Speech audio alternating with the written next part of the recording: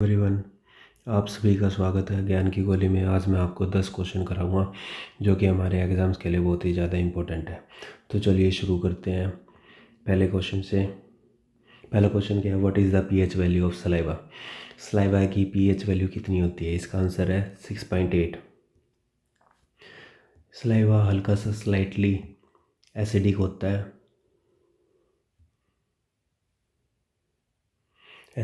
है, और हमारे सलाइवा में 2 एंजाइम्स पाए जाते हैं। इनका नाम है सलाइवरी अमाइलेज, जिसे टाइलिन भी बोलते हैं, और माल्टेज। ये एंजाइम्स क्या कराते हैं? हमारे माउथ में किसकी डाइजेशन कराते हैं? कार्बोहाइड्रेट्स की। कार्बोहाइड्रेट्स को स्टार्च भी बोल देते हैं। और हमारे सलाइवा कहाँ से निकलता है? सलाइवरी ग्लैंड से। सलाइवरी ग्लैंड हमारी 3 होती हैं, पैरोटिड ग्लैंड, सबलिंगुअल, सबमैंडिबुलर। ये 3 तरह की हमारी सलाइवरी ग्लैंड होती हैं। पैरोटिड ग्लैंड हमारी चीक्स में होती है, और कभी कभी इसमें वायरल इन्फेक्शन हो जाता है, जिसे हम क्या बोलते हैं? मम्स। मम्स एक डिजीज़ है, वायरल डिजीज़ है, जो कि हमारी पैरोटिड ग्लैंड को सुझा देती है। ठीक है।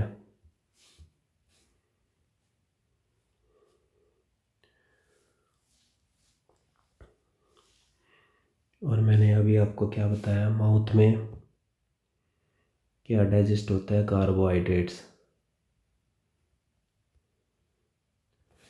हमारे स्टमक में किस चीज़ का डाइजेशन होता है? प्रोटीन का। हमारे स्मॉल इंटेस्टाइन में किसका डाइजेशन होता है?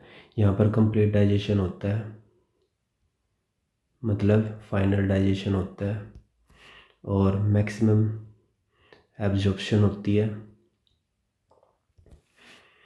मैक्सिमम एब्जॉर्प्शन क्यों होती है? क्योंकि स्मॉल इंटेस्टाइन में फिंगर लाइक स्ट्रक्चर होता है, जिसे क्या बोलते हैं हम? विलाई। इसकी वजह से मैक्सिमम एब्जॉर्प्शन होती है स्मॉल इंटेस्टाइन में। हमारे लार्ज इंटेस्टाइन में क्या होता है? वाटर की एब्जॉर्प्शन होती है। ठीक है। और हमारे माउथ में टंग भी होती है। माउथ में टंग होती है। टंग के टेस्ट बर्ड पूछ लेते हैं। मान लीजिए ये हमारी टंग है, तो इसका ये वाला जो पोर्शन होता है, यहाँ पर स्वीट महसूस होता है, हमें स्वीट महसूस होता है। यहाँ पर सोल्टी, यहाँ पर सोर, और जो पीछे की साइड होता है यहाँ पर बीटर महसूस होता है। ठीक है। तो इसका आंसर क्या था? 6.8। तो चलिए नेक्स्ट क्वेश्चन चलते हैं। Scientific name of these vitamin. In vitamin के साइंटिफिक नेम बताइए। विटामिन बी कई तरह के होते हैं। B1 का नाम होता है थियामिन, B2 का राइबोफ्लाविन, B3 का नियासिन, B6 का पायरिडोक्सिन, B12 का साइनोकोबालामीन। हमारा ये जो थियामिन, मान लीजिए विटामिन बी की कमी हो जाए तो हमें कौन सा रोग हो जाएगा? Berry berry. और विटामिन B2 की कमी हो जाए तो क्या हो जाएगा? चिलियोसिस। इसमें क्या होता है? स्किन पर क्रैक्स आ जाती हैं। और विटामिन B12 की कमी हो जाए तो क्या हो जाएगा? Pernicious anaemia. अनीमिया क्या होता है? RBC की कमी हो जाना। ये था विटामिन बी के बारे में। विटामिन सी को क्या बोलते हैं? Ascorbic acid. इसकी कमी हो जाए तो ब्लीडिंग इन गम्स में ब्लीडिंग होने लग जाती है। विटामिन के को क्या बोलते हैं? फाइलोक्विनोन। ये ब्लड क्लॉटिंग में हेल्प करता है। रक्त का धक्का जमाता है। विटामिन ई को बोलते हैं टोकोफेरोल, और इसे ब्यूटी विटामिन भी बोलते हैं, और इसे एंटी स्टेरॉयल विटामिन भी बोलते हैं। Vitamin D calcium containing vitamin होता है, इसका नाम होता है कैल्सीफेरोल। विटामिन डी की कमी से क्या हो जाएगा? Rickets, osteomalacia. विटामिन ए को क्या बोलते हैं? रेटिनॉल। विटामिन ए की कमी से क्या हो जाएगा? ज़ेरोप्थैल्मिया एंड नाइट ब्लाइंडनेस। रात में दिखना बंद हो जाता है। ज़ेरोप्थैल्मिया में क्या हो जाएगा? आइज़ हमारी ड्राई हो जाएंगी। ठीक है।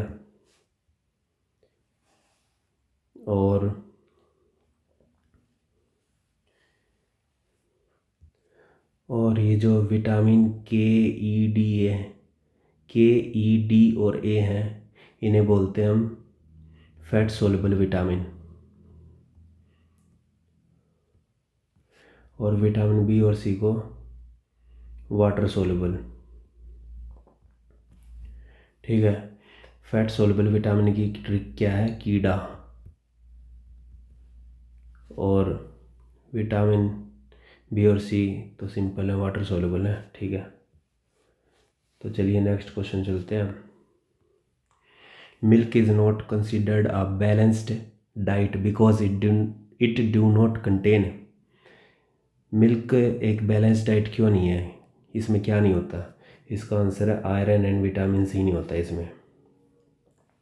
विटामिन सी अभी बताया था मैंने आपको, एस्कॉर्बिक एसिड बोलते हैं इसे। इसकी कमी से क्या हो जाएगा? Bleeding of gums.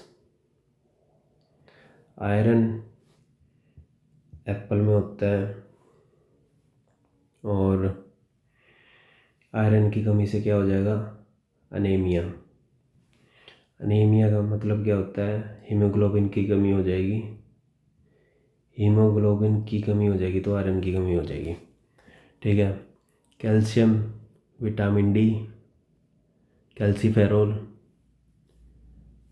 ठीक है। और दूध में और सारी चीज़ें होती हैं, हर एक चीज़ होती है सिवाय आयरन और विटामिन सी के। तो चलिए नेक्स्ट क्वेश्चन चलते हैं। Which of the following state came into existence in year 2000? 2000 में कौन सी स्टेट बनी थी हमारे इंडिया में? तो इसका आंसर है ये तीनों। छत्तीसगढ़ कब बनी थी? 1 नवंबर 2000 को। उत्तराखंड 9 नवंबर 2000 को। और झारखंड बनी थी 15 नवंबर 2000 को। झारखंड किससे बनी थी? बिहार से अलग हुई थी। उत्तराखंड यूपी से। छत्तीसगढ़ मध्य प्रदेश से अलग हुआ था।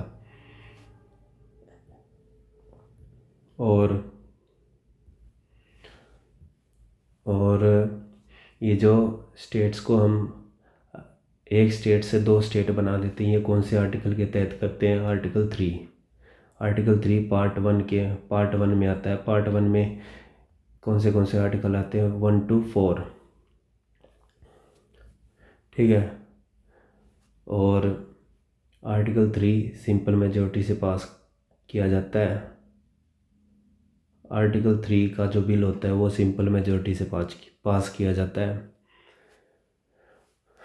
तो चलिए नेक्स्ट क्वेश्चन चलते हैं। Arrange these state in chronological order of their formation. कौन सी स्टेट पहले बनी थी, सीरीज़ में लगाइए कौन सी पहले बनी थी। तो देखिए, पंजाब 1966 में बना था, हरियाणा भी 1966 में बना था, सिक्किम 1975 में बना था, नागालैंड 1963 में बना था, मेघालय 1972 में बना था। तो सबसे पहले नागालैंड, फिर आएगा पंजाब हरियाणा, फिर मेघालय और फिर सिक्किम, ठीक है। और सिक्किम कौन सा राज्य बना था, 22वां राज्य बना था हमारा। कब बना था, 16 मई 1975 को। कौन से अमेंडमेंट के तहत, 36 अमेंडमेंट एक्ट 1975 के तहत। और सिक्किम पहले दूसरा देश था, इसे हमने आर्टिकल 2 के तहत अपने देश में शामिल कर लिया था। और कब शामिल किया था, 35th अमेंडमेंट एक्ट 1974 में, ठीक है। आर्टिकल 2 क्या कहता है, हम किसी भी फॉरेन स्टेट को अपने अंदर शामिल कर सकते हैं। और इसके तहत सिक्किम को शामिल किया गया था अपने इंडिया में, ठीक है। और आर्टिकल 2 और 3 का कार्य कौन करेगा, पार्लियामेंट करेगी। किसी भी राज्य को अगर एक राज्य से अलग करना है और अलग अलग किसी का नाम चेंज करना, किसी की बाउंड्री चेंज करनी किसी भी स्टेट की, तो पार्लियामेंट करेगी ये काम भी। और किसी भी फॉरेन स्टेट को अगर भारत में मिलाना हो तो वो भी पार्लियामेंट करेगी। और ये आर्टिकल 2 और 3 आर्टिकल 368 से बाहर रखे गए हैं, क्योंकि ये दोनों आर्टिकल का जो बिल होता है वो सिंपल मेजॉरिटी से पास किया जाता है। और आर्टिकल 368 में जो भी आर्टिकल आ जाते हैं उसमें स्पेशल मेजॉरिटी चाहिए बिल पास करने के लिए। आर्टिकल 368 क्या है वैसे, अमेंडमेंट के लिए। आइए चलिए नेक्स्ट क्वेश्चन देखते हैं। Which continent have largest area in the equatorial belt. Equatorial में कौन से कॉन्टिनेंट का एरिया सबसे ज़्यादा आता है। तो इसका आंसर है अफ्रीका। क्योंकि अफ्रीका कहाँ पर स्थित है, 23.5 degree north latitude and 23.5 degree south latitude के बीच में स्थित है। और ये जो 23.5 डिग्री नॉर्थ लैटिट्यूड है, इसको हम ट्रॉपिक ऑफ कैंसर भी बोलते हैं, इसको ट्रॉपिक ऑफ कैप्रिकॉर्न बोलते हैं। तो मैप में देखते हैं, ये 23.5 डिग्री नॉर्थ लैटिट्यूड हो गई, ये 23.5 डिग्री नॉर्थ साउथ लैटिट्यूड हो गई, इसको बोलते हैं ट्रॉपिक ऑफ कैप्रिकॉर्न, इसको बोलते हैं ट्रॉपिक ऑफ कैंसर। और ये हो गई हमारी इक्वेटर। तो अफ्रीका का ये वाला पोर्शन सारा का सारा इक्वेटोरियल एरिया में आता है। और इक्वेटोरियल एरिया कौन सा होता है, इन दोनों के बीच का जो एरिया होता है, दोनों लैटिट्यूड के बीच का, कैंसर और कैप्रिकॉर्न के बीच का, उसे बोलते हैं इक्वेटोरियल रीजन, ठीक है। इसका आंसर है अफ्रीका। और ये कॉन्टिनेंट के बारे में भी जान लेते हैं। एशिया सबसे बड़ा कॉन्टिनेंट है, उसके बाद अफ्रीका है, Asia, Africa, north America, south America, Antarctica, Europe, Oceania. ये है हमारे Asia, Africa, north America, south America, Antarctica, Europe, Oceania. Oceania में कौन से देश आते हैं, कौन से आइलैंड आते हैं? ऑस्ट्रेलिया, पोलिनेशिया, माइक्रोनेशिया और मेलानेशिया। ये चारों आइलैंड है और सबसे बड़ा आइलैंड है ऑस्ट्रेलिया। और वैसे पूरे वर्ल्ड में सबसे बड़ा आइलैंड कौन सा है? ग्रीनलैंड। ठीक है। एशिया को क्या बोलते हैं? Cradle of civilisation. अफ्रीका को क्या बोलते हैं? Cradle of Mankind. Next question, which ocean is having the widest continental shelf? कौन से ओशियन की सबसे चौड़ी कॉन्टिनेंटल शेल्फ है? इसका आंसर है आर्कटिक ओशियन। आर्कटिक ओशियन की सबसे चौड़ी कॉन्टिनेंटल शेल्फ है। और पैसिफिक ओशियन सबसे बड़ा है, उसके बाद अटलांटिक ओशियन है, फिर है इंडियन ओशियन, फिर है आर्कटिक ओशियन, फिर पांचवा ओशियन कौन सा है? Southern ocean. साउदर्न ओशियन को हम बोल देते हैं एंटार्कटिक ओशियन भी बोल देते हैं। और ये 2021 में ही इसे मान्यता मिली है, नहीं तो हमारे पहले 4 ओशियन थे ओनली। ठीक है, ये हमारे ओशियन रहे। सबसे बड़ा ओशियन है पैसिफिक ओशियन, फिर अटलांटिक ओशियन, फिर इंडियन ओशियन, फिर आर्कटिक ओशियन, फिर साउदर्न ओशियन यानी एंटार्कटिक ओशियन। और अटलांटिक ओशियन सबसे बिजिएस्ट है और एस आकार की शेप में है। और नो पैसिफिक ओशियन सबसे बड़ा है। ठीक है, इसे अर्ध महासागर भी बोलते हैं इंडियन ओशियन को। तो चलिए नेक्स्ट क्वेश्चन देखते हैं। Earliest city discovered in India was? सबसे पहले कौन सी सिटी खोजी गई थी? इसका आंसर है हड़प्पा। हड़प्पा 1921 में खोजी गई थी। किसने खोजी थी? दयाराम साहनी ने। मोहनजोदड़ो 1922 में खोजी थी। किसने? R.D. बनर्जी ने।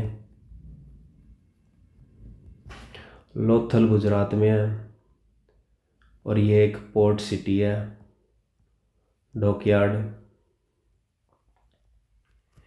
कालीबंगन राजस्थान में है। यहाँ पर क्या मिला था? कैमल्स की बोन मिली थी और ब्लैक बेंगल्स मिली थी। हड़प्पा में सील मिली थी और मोहनजोदड़ो में डांसिंग गर्ल और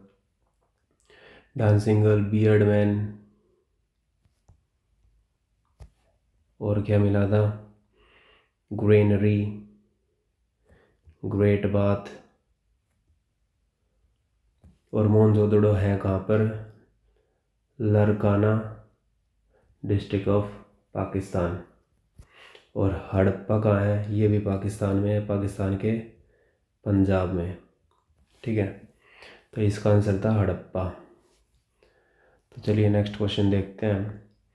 what is the temperature in Celsius when the temperature of a liquid is 32 degree Fahrenheit? जब टेम्परेचर लिक्विड का दे रखा है 32 डिग्री फ़ारेनहाइट, तो सेल्सियस में टेम्परेचर कितना होगा? तो इसका एक फॉर्मूला होता है C/100 is equal to F-32/180 is equal to K-273/100। ये इसका फार्मूला होता है। हमें क्या दे रखा है? फ़ारेनहाइट में टेम्परेचर दे रखा है, तो इसमें और सेल्सियस में पूछ रखा है, तो ये उठा लेंगे हम। C/100 is equal to F-32/180। F32 दे रखा है, 32 - 32/180, तो ये आ जाएगा 0/180। तो ये पूरा ज़ीरो हो गया। C/100 is equal to zero, तो C is equal to 0 degree आ गया। तो इसका आंसर है 0 डिग्री सेल्सियस आंसर है इसका। ठीक है। What is the difference between Britain and United kingdom? Britain और यूनाइटेड किंगडम में क्या डिफरेंस है? तो देखिए भाई, ब्रिटेन किसको बोलते हैं? स्कॉटलैंड, इंग्लैंड, वेल्स, इन तीनों को मिला के बोलते हैं ब्रिटेन। और अगर हम इसमें नॉर्दर्न आयरलैंड मिला दें तो क्या बोलेंगे? United kingdom. ठीक है, तो ये इनकी कैपिटल जान लेते हैं। स्कॉटलैंड की कैपिटल है एडनबर्ग, इंग्लैंड की लंदन, वेल्स की कार्डिफ, नॉर्दर्न आयरलैंड की बेलफास्ट। ठीक है, तो ये थे हमारे 10 क्वेश्चन। आई होप आपको अच्छे लगे होंगे, आपको समझ में आए होंगे। कुछ मैंने इसमें पहली वीडियोज़ का भी कुछ पोर्शन रिपीट किया है ताकि आपका रिपीट हो सके और आप अच्छे से याद कर पाएँ। Thank you.